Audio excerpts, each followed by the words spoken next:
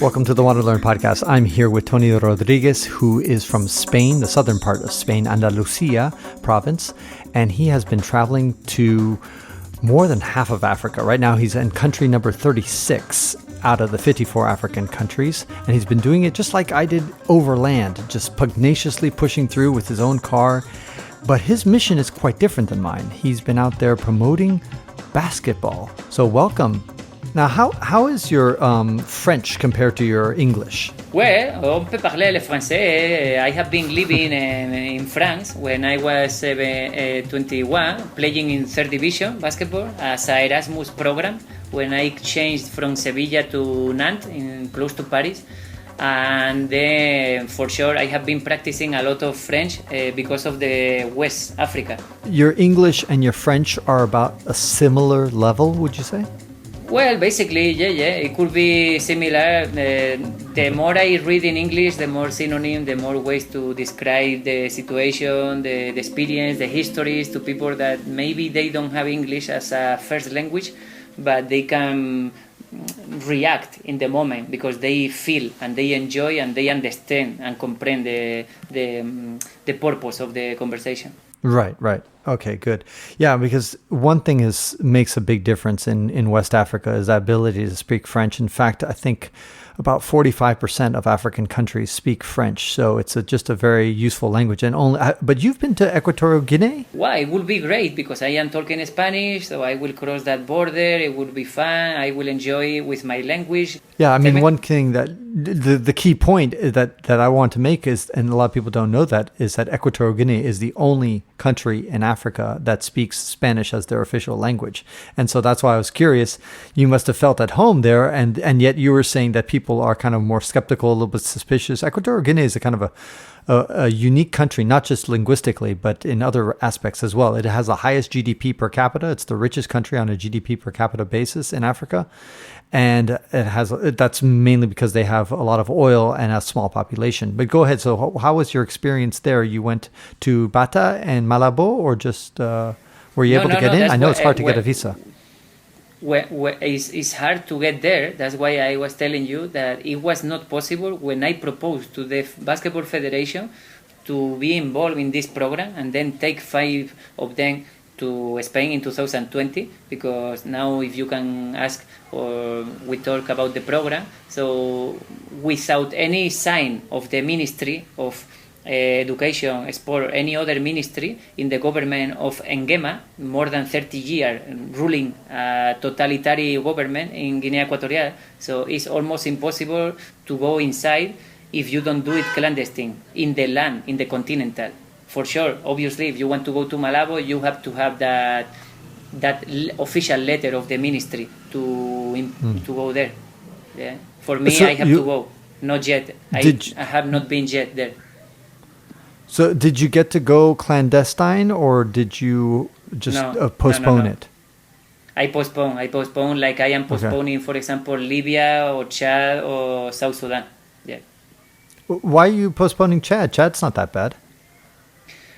Because of the kilometer. Maybe if I am in Khartoum, maybe I can try to go all the west to N'Djamena, but because of I am very tired. The way I have been doing this in the last 4 years, people, they don't want to cooperate sometimes. They act like difficulties. They don't want to empower the society, the communities where they are. And I don't have a lot of time to spend in all those countries. So when I find the right person, the experience is huge, better. TVs, people coming to enjoy the activities. We go to universities or to basketball team, to federation, to cultural association. And then the goal is to bring them back to Spain when they show the creativity, the affection, the cooperation, when they give feedback to the player, when they do something good.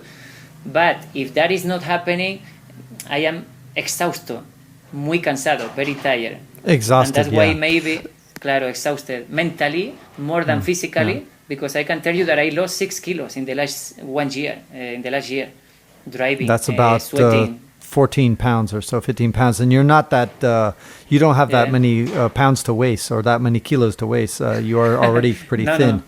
Pretty. One of the things I admire so much about you, Tony, is that you have been pushing this and doing this with very, very little money. Because, some people admire my long trip to all 54 African countries.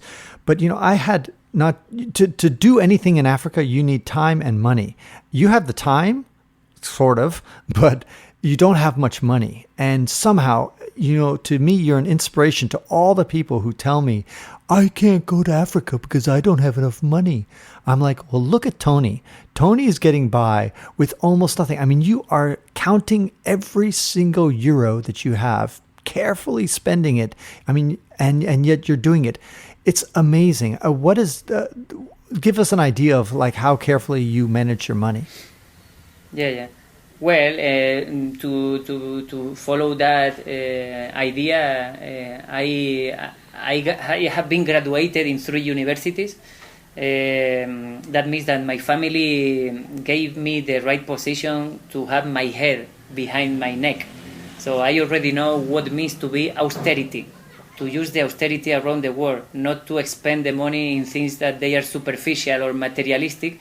I have been living 5 years in New York, 3 years in St. Louis, Missouri. I have been studying in South Spain, in France. When I am in that evolution is when I am saying, I want to make something from zero, evoluting from nothing to something, but it's going to be real. Why basketball, Tony? What is it about basketball what is the purpose of your journey? What are you trying to do when you go to each country? The purpose of this and why basketball, it must be connected to my childhood. When I was 5 years old, the 3 Magic Kings in Spain, they asked me if I wanted a video game or I wanted a basketball. And when they came to my bed, close to my parents, in Christmas, I took the basketball. For sure, they gave me the video games. But I have been attracted by that energy of Michael Jordan, or the way when you see a playmaker and the basketball is attached to the hand, so it looks like magnetic. They have that art and that way of provoking, transmitting. In the end, it's a way of transmitting that energy. When I try basketball, it's because my parents also were connected to that sport when they were young. So, Tony, what do you typically do? Let's say, give us an experience of when you were kind of proud of going to a certain country, whether it's Benin or Nigeria or Cameroon or Gabon. One of those experiences where you felt that you made a difference, and tell us how that happened. Well, to make a difference, you have to say hello to every player. Look into the eyes, give the hand, or make a joke like, I want to give the hand, now I don't give it to you, and then they smile, so they see that you are trying to make something different. Then we will see what happens in the verbal connection, in the way we propose the activities. But the first surprise, the first moment, the first 5 minutes are the key, because I see them without shoes, without basketball shoes. And I ask them, and they are not ashamed. They are saying, yeah, no, I don't have now shoes. And they are enjoying the same. Yeah, it's amazing. When I was watching a lot of people playing football and soccer, football, soccer, they will go with these plastic shoes. These, it looks like, they're plastic shoes. You've seen them. Do they play basketball with those plastic shoes too? Yeah, and they don't see themselves as inferior when they play with close to somebody with a new Nikes or Reebok. They just continue. In July, in the end of July, I can reach to Cairo and put my car in a boat and continue to the East and North Europa. That is also the purpose of this project. That's why it's called Afro Europa, to make one basketball activity or educational in Europa and Africa, all the countries. So right now, help the listeners understand a little bit exactly what you're doing, because I think for some of them that's still not clear. It's like you contact a sports agency, a basketball association in a particular African country, and then you organize an event. Is that how it works? Sí, una agencia, no, it's not an agency, but it's an institution. The best of the time, the best, if I can reach the public institutions, it would be great. When I cannot reach to public institutions, because I support the the public system of health and education in any country. I think it's very important for the difference economical and social economic. So when I cannot reach to that public institution, I move myself driving around the country, driving around the cities, looking for the people, opening my car, showing the picture, the material, the basketball, the cones, everything. And they get like, wow, you are coming from Spain to here. Okay. So, but again, I am trying to understand if I was sitting in the car with you and then you I'm trying to understand on a practical level, what is actually going on. We're in the car together, you and me, Tony. We're driving to Gabon or whatever. And then what happens? We meet with the Minister of Sports and Education, maybe, and then you organize an event, is it? Where we get around and we play basketball, one team against another? Or is it like to teach people how to play basketball better? What's the actual practical real life situation? I know you go up there and you shake their hand and say hi and all that stuff. You have a good connection. But then what is kind of like, why does somebody say, I want to work with Tony? I use my orientation to drive with my car. Like you say, it can be the office of the ministry. It can be the basketball court of the St. Joseph School. Or it can be the public high school in the capital of in Libreville. So when you meet with those persons, in the first 5 minutes, there is adrenaline. There is like exciting. Wow, it's impossible. You are coming here. I don't even know the place where you have been driving in my country. You have been driving to places that I don't even know. The more we are talking, and then they become interested, and they say, yeah, we have under level, we have senior, we have a local league, you can play with them if you want, but maybe we don't have a lot of basketball, we have maybe 3 basketball, do you have something in the car? There are many questions about and then I just need to tell them, I need person. And then they get confused. Oh, but you need person. What do you mean by person? Yeah, we have one basketball team. Okay, so take me to the basketball court. As I show you in the email, in the credential, you can see with federation of many countries on the 74 that I have been before. They can see picture in NBA All-Star, so they can imagine how it is to put the kids with me, even if they don't ask me for the curriculum, that they have the right to do that. Because nobody has the right to work with under level, with kids. It's very important to respect that. And then what we do is to make a program. In case that they want to host me few days, 2 weeks, or only one night, and then connect me with the next town where I can sleep. You told me, or you told to the audience about how important it is to make a program in Africa by yourself or by social project, non-profit, without money. So if you don't have money, you have to ask for help. It can be that you don't have money, or it can be that it's your moral values. If you want to help people, the people also want, how do we say in English? They must be willing to help you, right? I can check the Facebook, the Instagram profile. I have message from people from Morocco, Mauritania, Mali, Senegal, all the countries that I cross. At least one person is still in contact with me. Not necessarily the coach or the president of the federation. That's many of them, they are corrupted, looking only for the personal interest and how they can get advantage of me. So that's why I am very explicit in their face. I can tell them what other people they don't want to say. And it's very funny. I use the comedy. And what is that other people don't want to say to a... Well, if they are living, that is good to say, because if they don't want to say, it means that maybe they can call you that you are cynic. Many people, they tell me you are a cynic. Yeah, the cynic people, sometimes they are brave enough to tell you in your face the thing that the other don't want to do it because they are scared. In this society, the person... Did you become more cynical since you started this trip? No, I trust the human more than before. Even if I have been with my family helping with hospitality, with a traveler, with a bicycle, or looking for a shower, or asking for direction in the south of Spain, that's why I have been trusting humans since unnecessarily changed dramatically my life. It has been evolving. from Spain to France, from France to USA, then traveling to Colorado. The people tell me, "We're in Colorado, baby, yeah, yeah." And then you talk to them, you enjoy. They tell you how to go to Iowa, and then you are in Africa, and you see that they need less. They need less to be happy, to enjoy. They need less. So if they need less, for sure, you also require less for them. The price of the gas in Norway is not the same the price of the gas in Sudan.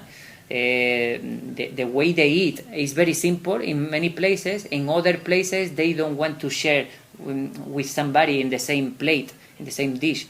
So being cynical is what the other can interpret. I don't consider myself cynical, but explicit. I am very explicit because of the efficiency of my time. So if I don't know if I will meet that guy tomorrow, I will tell them the reality because I see with my own eyes. I am legitimated to see if they use the player to promote themselves or they are, because it's not the same. To use a person is like marketing. It's like exploiting. I want to empower the local people because they got the key to change the society for the next generation. Not for them, but for the next generation. And do you think that the next generation will change African society? If the government is also changing by the way that the generation is educating, no? It's like now we are with 30, 40, 50 years old. We are not the new generation. But if to the people with 15, with 10, with 8, we talk and we educate in a system, not me and you, because we have been a period of time very short in the life of Africa. And also the life is very short. But the system of education in the countries, when they consider themselves to be an open and civilized country, they have to modify every year. They have to evolve on the system of education. That's the only way to look for the people on the street, and they are not asking for you. Give me. No, they can tell you, hello, how are you? Enjoy my country. They don't need to use the charity. Now, what did you tell the people in Kenya that you would do for them? Would you organize basketball games for them? Would you coach the people how to become better basketball players? It's something that I am still evolving in the idea. Because if I contact to be in China in the World Cup in 2019 with the global marketing FIBA director, he also is telling me to be focused. What do they do? How do they do? What kind of court they have? How many basketball they have? If they don't have basketball, only 2 basketball and 40 persons, how can I create a practice with 2 basketball and 40 persons? It's impossible. So what do? Because I imagine that most places outside of South Africa and other rich countries, I imagine most places they don't have much more than 2 or 3 basketballs. I don't think they. For sure. I don't think. But what I do is to create something from nothing. The way to express to themselves that we can do. For example, one activity where they are running in one place and another place, and the purpose is not the basketball dribble. And I can tell them that basketball is a sport team. It requires generosity and cooperation. How many players they are on the court? There are 5, and only 1 is dribbling. So when you explain them that 4 of them they need to help the person with the basketball, we can do other things without dribbling the basketball, without moving with a basketball in your hand. What is your hope then to achieve from all the things that you're doing in Africa? What would make you feel good that you say, okay, this was worth it? After finishing, or in the after present? Finishing. After finishing. Well, after finishing. Well, I always say that I don't. We are going to die for sure, and we will have a legacy. But it's funny for me to compare with Bob Dylan, the artist, because he is still traveling in a tour that himself he's calling the tour never-ending tour with a track. He is doing the concert and is full. He can go to a stadium with 30,000 people playing the music, and he is losing the voice. But the hope of him, for sure, is a marketing strategy, and he is getting money, but he is provoking a change. The talent he got is allowing the other people to create another thing, to spread the energy to the next and to the next and to the next. That's why they say la canción del verano, the song of the summer, is not important. It is something that is staying, no, in the history. And again, I have to repeat the same, and again to repeat the same. Every time I have to repeat myself that it is something positive for the people that they are meeting with me. If not, why I am coming from Spain to South Africa and then all the way to Norway and come back to Spain without getting money, losing my weight, out from my family, risking my life, going to jail, deported or intimidated. It doesn't make sense if you don't enjoy what you do. That's certainly true. What advice would you give people who are thinking about traveling overland to Africa? First of all, inform yourself. Where do you want to go? Even if you go to your next neighbor in the city of Madrid, Nevada, in Las Vegas, when you go to somewhere, you can be ignorant or you can be stupid also. España wants to say to France, no, don't go to France. Their neighbor, they are dangerous. USA is telling, no, don't go to Mexico. We are going to make a war. Mexico is going to say, no, don't go to Guatemala. Brazil is going to say, no, don't go to Argentina. So it's curious that we don't want to deal with the neighbor, but we want to go all the way along, very far, to find something that maybe what you want to find is yourself. Not just going far. That's true. That's very true. Sometimes we do value the distance when sometimes things are right underneath our noses. That's why I encourage people to just walk around their neighborhood. And a lot of times people don't even know their own neighborhood. What is the reason that somebody, Tony, should donate? Let's say somebody says, I like your cause. I like that you're going out there and getting people to exercise outside, to cooperate, to play basketball, and you're using that as a medium, and they want to help you out, and they want to do something to help you out. How can they either follow you, or how can they help you out to complete your quest to get you all the way back to Europe? Yeah, for sure. To complete the quest is something that I am doing. I am doing is open. It's a profile in Instagram called Afro-American Quillo. Maybe we can spell for the... No, I'll just put it on the links in the podcast notes, but basically it's Afro-American Quillo, Quillo. But I'll send it, I'll put it on the notes there. And that's one place, that's probably the best place that they can follow you, right? Yeah, when they follow that, Instagram is allowing to send direct message, to check the picture, the energy when we are doing the basketball program, to exercise in different places, and then come together to that festival in 2020 as a not a donator, but as a character, as a main character. Because what if that person that wants to contribute with $2,000 is in a way to motivate talking about medicine or about traveling? I will invite them to be in a symposium, in a conference, in a dialogue with all those players from all the countries, in a festival with those side activities similar to basketball, but without a basketball, because we are enriching the other. We're recording this in June 2019. What month do you expect to be back in Europe? I don't want to say nothing, Francis, but I will take the quest, I will say the end of July in Egypt, the beginning of December in Spain. Excellent. Well, Tony, I really admire your courage. You've been able to do this with a very, very limited budget, which is extremely difficult to do in Africa. It throws a lot of curveballs at you the entire journey. And like you say, you kind of indicated it too, it can be exhausting.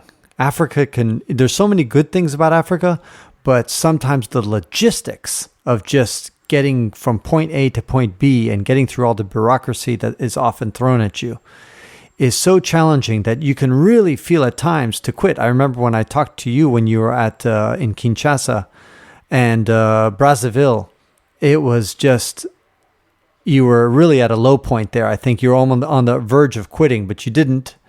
And after about several weeks, Yeah, after several weeks, you finally pushed through and somehow got through the DRC onto Angola. For example, in Congo, I think to finish to the people that they are listening, Congo, if you want to go to Africa, but you don't go to Congo, you will never know Africa. Yeah, it's an important component. It certainly is. That's for sure. It is. And it's something that often people skip. Or other times there's people that only go to Congo. I mean, that's all they see. You know, they're the journalist or the relief worker, and then they run there, and then they think Congo is Africa. But, well, it's just a piece. But it's an important piece. We live by moments. We don't live by age. And that moment in my life is like you say, why I am going to quit when I am here? It's like they say, Alicia Keys, if you make it in New York, you make it anywhere. So if I make it in Kinshasa, don't come to me as a secretary of an embassy, tell me that I am not allowed to continue my trip. You don't know who I am. Yeah, it's true. It is certainly a baptism by fire. And I apologize for the noises in the background. You are staying in an African house, and African houses in general have a lot of people. And there's always noise. There's people going back and forth, in and out, children, all that stuff. And that concludes this episode of the WanderLearn podcast, where we explore travel technology and transformation. If you'd like to see the show notes with links to what we talked about, or if you'd like to comment on the show, or if you'd like to ask me a question, then go to WanderLearn.com and click on the latest episode. If you'd like to connect with me, just remember Tapon. That's my first initial and my last name. Tapon is the username I use on all social media. You can also get to my website by going to ftapon.com. Here's one last reason to remember Tapon. If you like what I do and want to get rewarded for supporting my projects, then go to patreon.com/ yep, you guessed it, ftapon. That's where you can pick up some sweet rewards for as little as $1 a month. And remember, subscribing to the WanderLearn podcast helps, but downloading each episode helps even more. Please share the podcast, review it, and sign up for my newsletter at wanderlearn.com. This show was edited by Rejoice Tapon. The music was composed by Eric Stratman. This is Francis Tapon, encouraging you to wander and learn.